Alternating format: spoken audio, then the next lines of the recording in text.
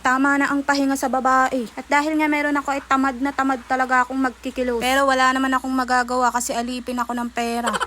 Buti na nga lang at tumigil na ang ulan at makakapag-service na nga ulit ako. Kapag nga gantong meron ako ay tamad na tamad talaga akong kumilo. Dahil nga may pinapakain kaming bata ay tumayo ka dyan babae. Dumiskarte ka. Chares. Nag-half bath na nga lang ako neto tsaka nagpulbo at lipstick. Hindi naman kailangan maging sobrang ganda ng babae kasi nga magse-service lang naman ako. Toothbrush na lang, ganon. Alas 4 na nga to ng hapon kaya nga tiyak na gagabihin talaga ang uwi namin. Sinama nga namin tong bunso ko kasi nga wala magbabantay dito. Wala nga kaming choice kundi bitbitin to kasi wala nga dito yung lola niya. Kaya wala talagang magbabantay. Kaya nga for the bit-bit kami ng anak. Gusto nyo bantayan nyo. Sa kulit neto talagang mamumuti ang mga Dalawa nga tong client ko for today. Yung isa nga ay malapit sa Manggahan. Yung isa naman ay taga Dasma. Eyelash nga itong taga Manggahan. Tapos nails naman itong taga Dasma. Pagdating ko nga dito ay kinabitan ko na agad tong si client.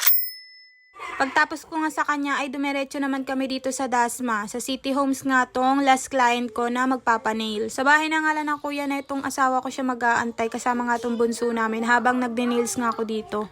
Ito na nga yung nails na pinagawa ni client.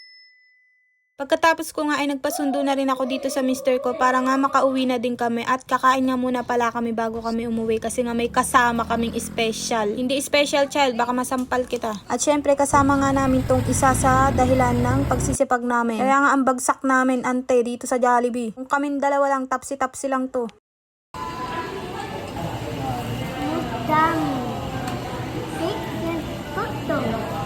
At may pabonus pa nga, kala mo siya nagtrabaho. Pero wala naman kaming magagawa kasi isang ngiti lang yan ay talaga naman. Pukaw na talaga lahat ng pagod. Pagkatapos nga namin kumain, syempre umuwi na nga kami kasi nga gabi na. At ayan na nga lang muna for today. Thanks for watching.